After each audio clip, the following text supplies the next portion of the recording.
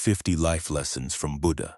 Buddhism turmoil comes from our own defilement, not from other people. You have to solve the problem within yourself if you want to find peace. Whatever has anything to do with the world, no matter how good it may be, is all an affair of stress and suffering. If you have one is worth of suffering. If you have 100,000, you have 100,000 is worth of suffering, because the affairs of money are heavy and weighty. As for the affairs of the Dharma, they're light, with no need to wrap them up and carry them with you. Nothing but shedding, setting aside, and letting go. Our major loves are our major enemies. Our minor loves are our minor enemies. Whatever we don't love at all is simply neutral. Things of the world at best are either good but not true, or true but not good. Other people's thoughts, words, and deeds are things that aren't true.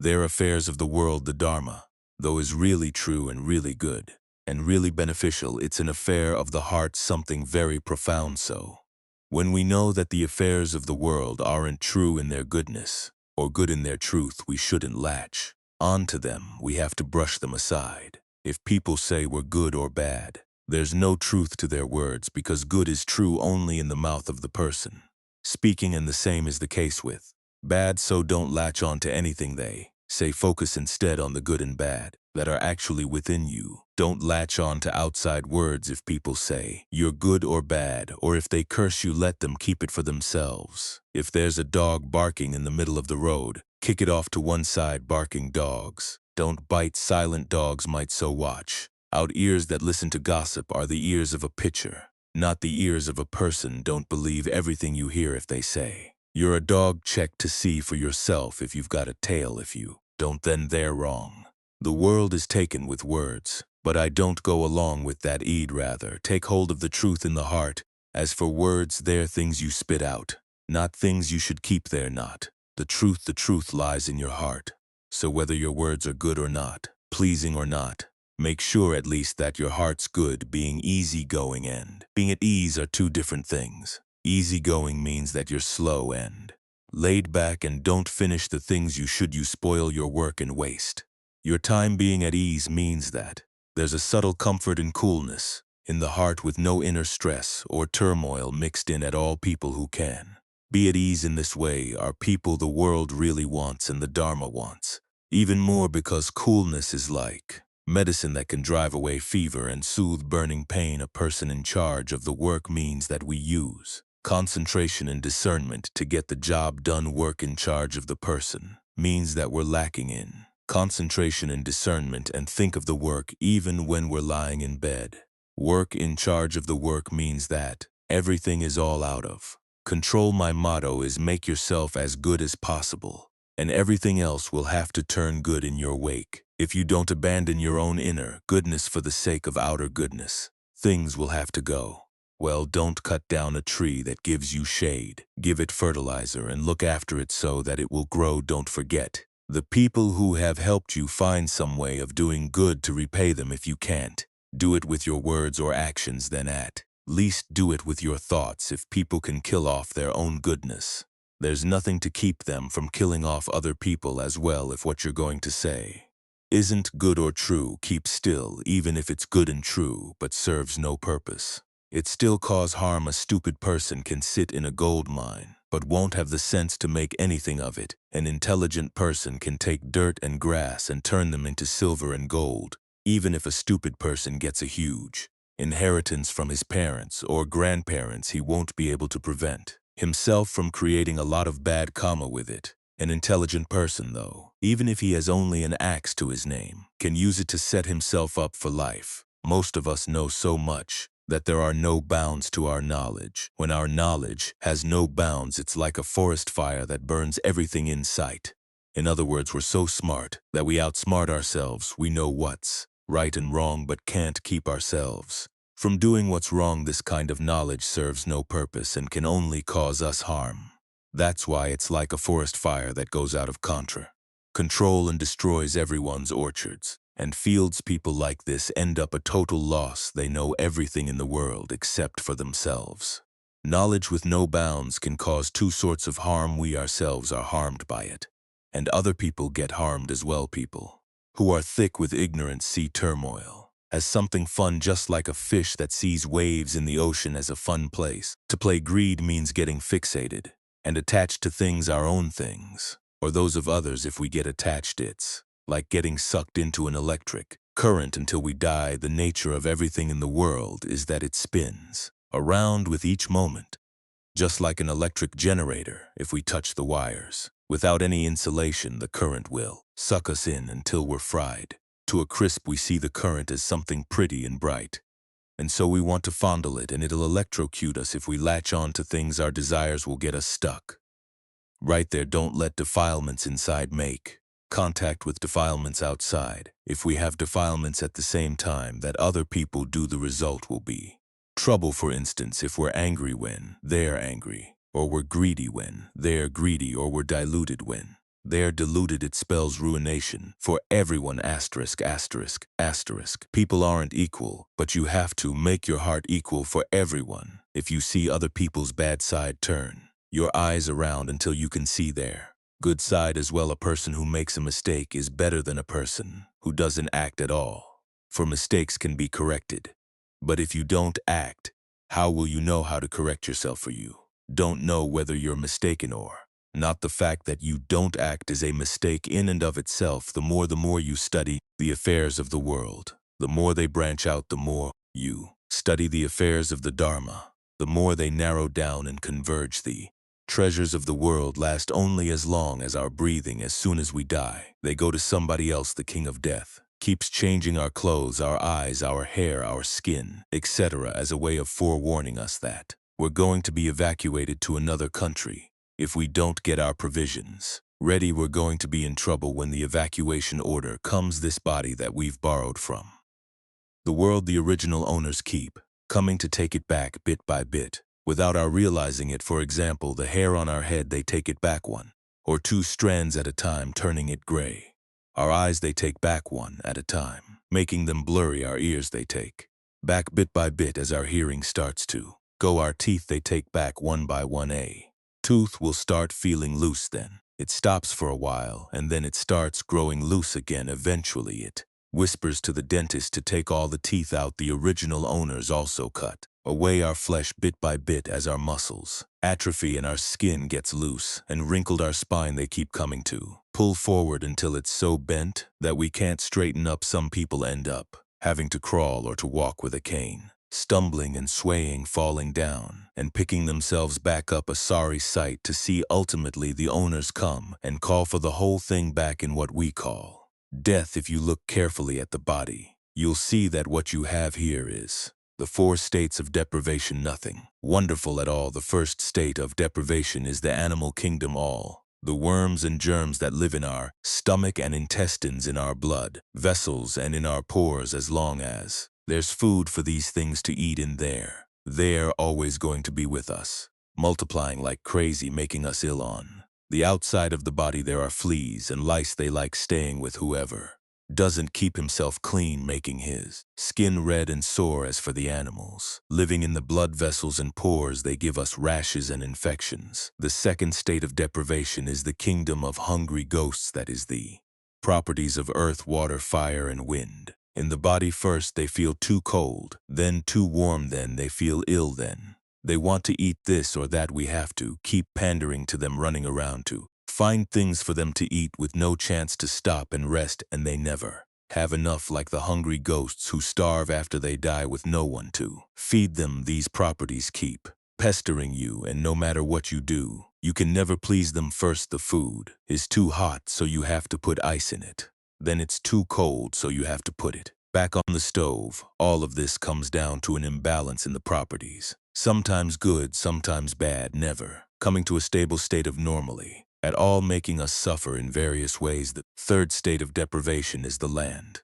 of angry demons. Sometimes when we get ill or lose our senses, we run around naked without a stitch of clothing, as if we were possessed by angry demons. Some people have to undergo operations, getting this removed, or cutting out that, or sucking out this, waving their arms and moaning in a way that's really pitiful. Some people get so poor that they have nothing to eat. They get so thin that they're all eyeballs and ribs, suffering like the angry demons who can't see the brightness of the world. The fourth state of deprivation is purgatory. Purgatory is the home of the spirits with a lot of bad karma, who have to suffer being roasted, speared with red, hot iron spikes, and pierced with thorns. All the animals whose flesh we've eaten, after they've been killed and cooked, gather together in our stomach, and then disappear into our body in huge numbers. If you were to count them, you'd have whole CPS of chickens, herds of cattle, and half a sea's worth of fish. Our stomach is such a tiny thing, and yet no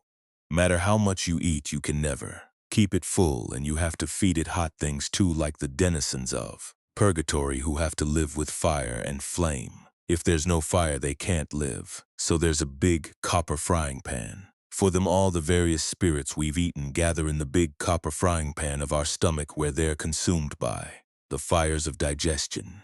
And then they haunt us. Their powers penetrate throughout our flesh and blood, giving rise to passion, aversion, and delusion, making us squirm as if we were burned by the fires of purgatory too. So look at the body. Whose is it? Is it really yours? Where did it come from? No matter how much you care for it, it's not going to stay with you. It have to go back to where it came from. The properties of earth, water, fire, and wine. The fact that it's able to stay for a while depends entirely on the breath. When there's no more breath to it, it starts to decay, and no one wants it. Then you won't be able to take it with you when you go. No one can take his arms, legs, feet, or hands along with him. This is why we say that the body is not self, it belongs to the world. As for the mind, it's the one that does good and evil, and will be reborn in line with its karma. The mind is what doesn't die. It's the one that experiences all pleasure and pain. So when you realize this, you should do as much good as you can for your own sake. The Buddha felt compassion for us and taught us in this way, but we don't feel much compassion for ourselves. We prefer to fill ourselves with suffering. When other people teach us, it's no match for our teaching ourselves. For other people will teach us only once in a while. The possibility of being a common animal, a human being, a heavenly being, or of reaching nibbana all lie within us, so we have to choose which one we want. The good you do is what will go with you in the future. This is why the Buddha taught us to meditate, to contemplate the body, to give rise to dispassion. It's in constant stressful and nothing of ours. You borrow it for a while, and then have to return it. The body doesn't belong to the mind, and the mind doesn't belong to the body. They're separate things that depend on each other. When we can see this, we have no more worries or attachments. We can let go of the body and three hunks of rust: self-identity, views, attachments to precepts and practices, and uncertainty in the path will fall from our heart. Well, see that all good and evil come from the heart. If the heart is pure, that's the highest good in the world. Section. Someone once came to a John Lee with a problem. Some of his friends had said to him, "If the body's not self, why can't we hit you?" John Lee said to answer them by saying, "Look, it's not mine. I've borrowed it, so I have to take good care of it. I can't let anyone else mistreat it. The Dharma doesn't belong to anyone. It's common property, like unsettled land. If we don't lay claim to it by developing it, it's simply vacant, uncleared land without any crops. If we want to lay claim to it, we have to develop it in line with established principles. If we want it really to be ours, when difficulties arise, poverty, pain, illness, and death, we'll then have something to protect us. But if we haven't followed the established principles, then we'll put the blame on the Buddha, Dhamma, Sangha, and inner worth in general for not helping us when these things arise, and that will discourage us from developing any inner worth at all. The mind is the most important factor in life, the most important factor in the world, for it's the basic foundation of our inner worth. If the mind is dark and defiled instead of being bright and pure, then no matter how much we practice generosity, virtue, or meditation, we won't get any results. The Buddha knew that we're all going to have to go abroad, start a new life after death, which is why he taught us to develop inner worth as a way of knowing how to get our provisions ready. We have to know how to get to where we want to go, how to dress properly, and how to speak their language well. Also have to put money in the bank so that we'll be able to exchange it for their currency. Putting money in the bank means generosity in making donations and being charitable. Learning their language means knowing how to say that we take refuge in the Buddha, Dhamma, and Sangha. Being complete in our virtue is like having fashionable clothes to wear. Yet even if we have funds to exchange good clothes to wear, and know how to speak their language but are basically loony. That is, our minds are wandering all over the place with no basis in concentration. We still won't pass inspection. This is why the Buddha wanted us to develop our minds as much as possible, making them pure and bright. When our wealth and inner merit are complete in this way, they'll spread to our children and other people around us. All people have inner worth within them, but whoever doesn't know how to lay claim to it and develop it won't get any benefit from it at all. Human treasures aren't important thieves, and fools can find them with no problem at all, but the treasure of a human rebirth is something that people without virtue can't gain. The Buddha taught that with noble treasures, aradhana, whoever has a lot isn't poor. Whoever has even a little isn't poor. The important thing is that you give rise to them within yourself and you'll always be wealthy. For example, if you make up your mind to donate a material object to Buddhism, it immediately turns into the noble treasure of generosity in your heart. When you abstain from evil in your words and deeds, they turn into the noble treasure of virtue. When this is the case, your treasures are within you. You haven't deposited them with anyone else. Your generosity lies within you. Your virtue, the virtue of restraint of the senses, lies in your eyes, your ears, your mouth. When your treasures are with you like this, it's like keeping your money in your own pocket without depositing it with anyone else. There are bound to be no problems. You don't have to worry that they'll swindle or cheat you when you got your money right in your own pocket. What is there to fear? The Buddha teaches us not to be possessive of things. Let them go in line with their nature and take only the nourishment they have to offer. Material things are dregs and leavings. Their nourishment is the joy we feel when we're willing to give them away. So don't eat the dregs. Spit them out so that they can be of use both to others and to yourself. In the sense of inner worth that comes from being generous, we have to build up our inner worth, our perfections, as quickly as possible, because our conviction in these things isn't yet sure. Some days it shrinks out of sight. That's called turtlehead conviction. Some days it stretches back out again. So if it stretches out today, act on it tomorrow. It may shrink back in again. 2 legs, 2 arms, 2 hands, 2 eyes, 1 mouth. These are your perfections. Put them to use. People who don't believe in goodness rarely do good, but people who don't believe in evil do evil all the time. Isn't something natural that happens on its own. It happens only if we do it. The Buddha teaches us to develop inner worth by meditating on goodwill, but you have to be intent on really doing it if you want to get real results, even if it's only for a short time. The wiggle of an elephant's ears or the flicker of a snake's tongue, it can give rise to amazing power, like the power of an elephant or a snake in being able to kill off people or other animals in the twinkling of an eye. All an elephant has to do is wiggle his ears just once, and people trip all over themselves trying to run away. But if you're not really true in what you do, the power of truth won't appear in the mind, and you won't be able to use it to get any results. Like the ear of a dog or a cat, it can wiggle all day long, and yet it won't cause anyone any fear. Mindfulness and alertness are the quality of the Buddha. The cool sense of happiness they give is the quality of the Dharma. If you can maintain that coolness until it hardens into a block of ice, that is, you make that goodness solid and strong in your heart. That's the quality of the S. Once you've got a solid block of goodness like this, you can pick it up and put it to any use that you like. Being a slave to the Buddha Dharma, and S is called being a slave to a noble family, the kind of people we can willingly be slaves to. But being a slave to our moods, cravings, and defilement is like being a slave to bandits and thieves. What sort of valuables are they going to have to give us? But even though it's proper to be a slave to the Buddha Dhamma and Sangha, it's still no match for not having to be a slave to anyone. For the word slave means that we're not yet free, so the Buddha teaches us to learn how to depend on ourselves. Atta atano. Now the self is its own mainstay. That's when we'll be able to rise up free, released from our slavery, with no need to have anyone order us around ever again. When we come to the monastery, we come looking for peace and calm, so don't go releasing tigers, crocodiles, and rabid dogs into the monastery grounds, endangering everyone who comes here. Tigers, crocodiles, and rabid dogs stand for our very own greed, anger, and delusion. We have to chain them and cage them and lock them up tight. Make absolutely sure that they don't come escaping out your thoughts, words, and deeds in any way.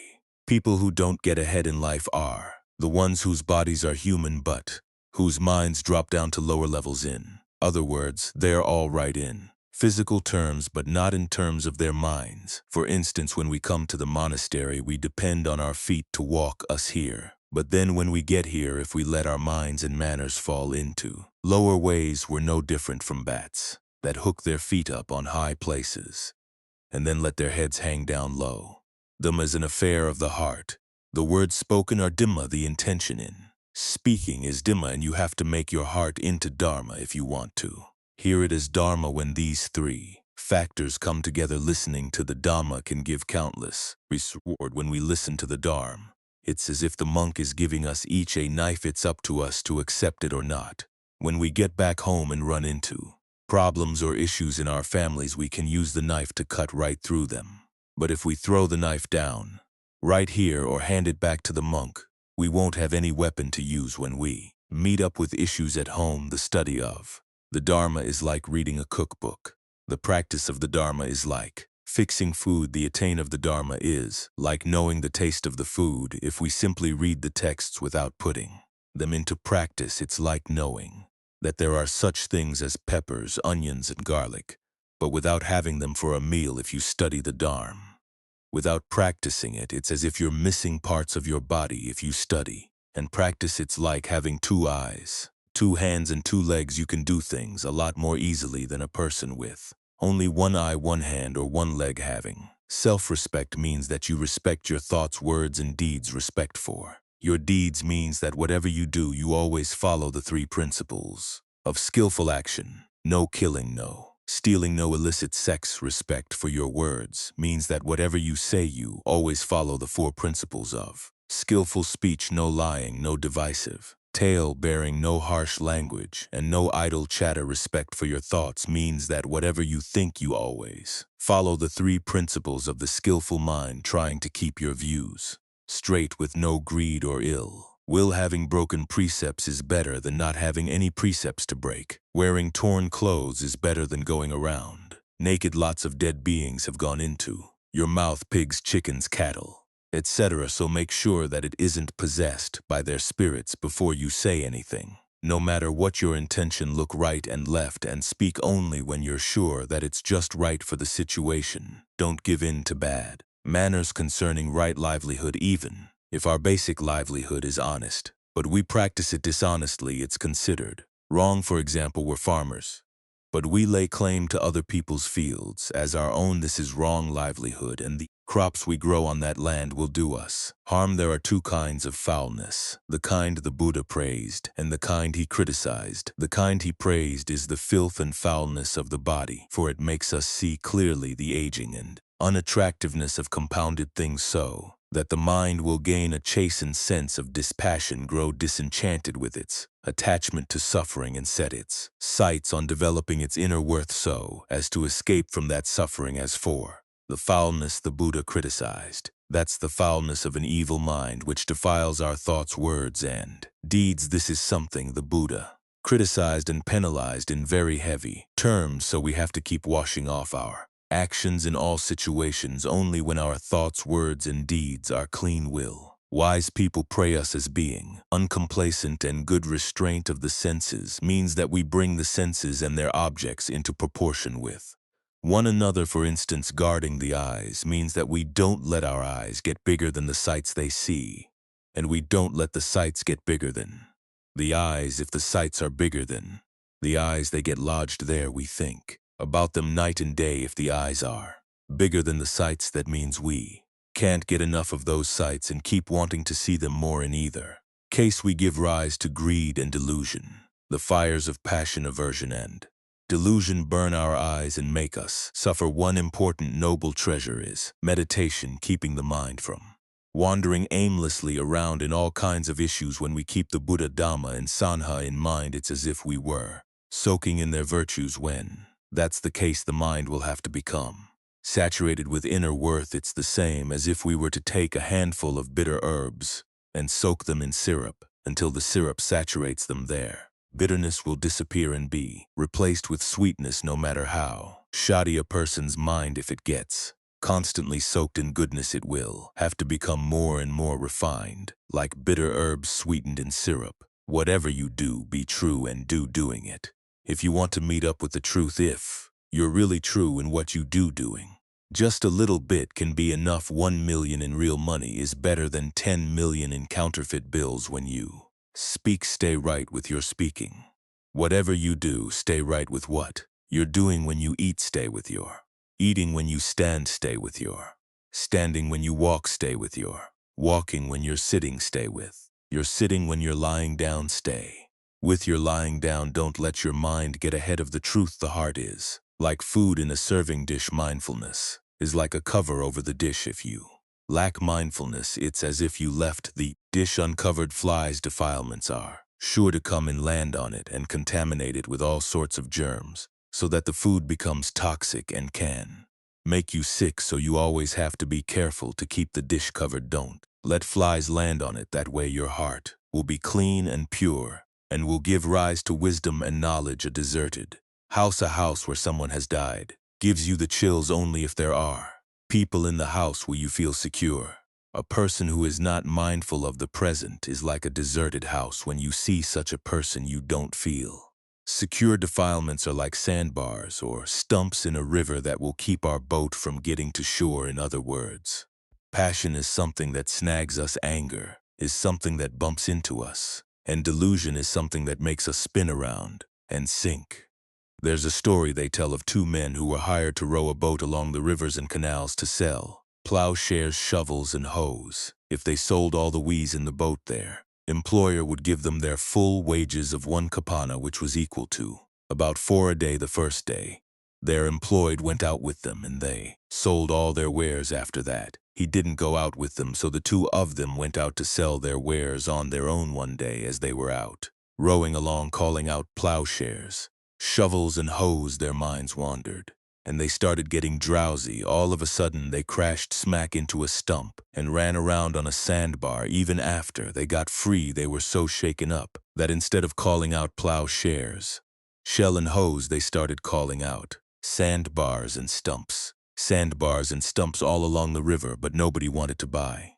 When evening came, they rowed back to their employer's house, their boat still full of plowshares, shovels, and heads. They hadn't been able to sell a thing, so the employer gave them each only $1 for their day's wages. One of the men took the money back to his wife, who was surprised to see that she was getting only 1 instead of the usual 4. Maybe he's given the rest of the money to another woman, she thought. So she gave him a piece of her mind. No matter how much he tried to explain things, she wouldn't listen, so he told her to go ask the employer. If what he said wasn't true, he'd be willing to let her hit him once on the head. The wife, impatient because she was so angry, said, "No, let me hit you first and then it'll go." As she said this, she reached for a shove handle, but all she could grab was the stick they used to drive the dog out of the house. So she used that to bash her husband 3 times on the head. Later, of course, she found out the truth, but by that time it was too late, for the husband had already gotten 3 free hits on the head. This story shows the harm that can come from not being mindful. If you let your mind wander away from what you're doing, you can end up getting yourself into trouble. There's danger that comes from being good. If you're not especially good, nobody gets fixated on you. The important thing is that you know how to use your goodness to your benefit. If you're a good person but don't know how to use your goodness, that is, you use it at the wrong time or place, or in a way that gets other people upset, it won't benefit you and will instead cause you harm. In this way, your goodness turns into evil, so you have to be circumspect in how you let your goodness show. Keep your evil intentions to yourself and be careful with your good intentions too. It's like handing a knife to a person. You may have good intentions, hoping that hell put it to good use, but if he uses it to kill someone, your intentions backfire on both of you. Goodness comes from evil in that once you really take a good look at evil, it loses whatever you look at. Look at it from all sides. This is why they don't let you look a long time at pretty things or beautiful women, because after a while you'll see that they aren't all that beautiful after all. So if you see something lovely, look at it long and hard until you see that it's not as lovely as you thought. If someone makes you angry, contemplate them until you feel compassion for them. The same principle holds for delusion. If you're wise, then greed, anger, and illusion can help you if you're wise. Even desire can help you by making you want to develop your inner worth. So don't look down on these things. You're sitting here listening to a sermon. What made you come? Desire did. When people ordain as monks and novices, what gave the order? Craving. So don't look only at the drawbacks of craving and desire. If you don't have the desire to be good, you can't develop inner worth. People who develop their inner worth have to start out with the intention to do it. Ignorance is good in that when we know we're ignorant, well, do something to remedy the situation. Ignorance leads us astray, but in the end it will lead us back. Knowledge never led anyone to look for learning. Ignorance is what leads people to look for knowledge. If you already know what's there to look for. When we practice the Dharma, it gives 3 kinds of benefits. We help ourselves gain release from suffering, we help other people, and we help keep the religion alive.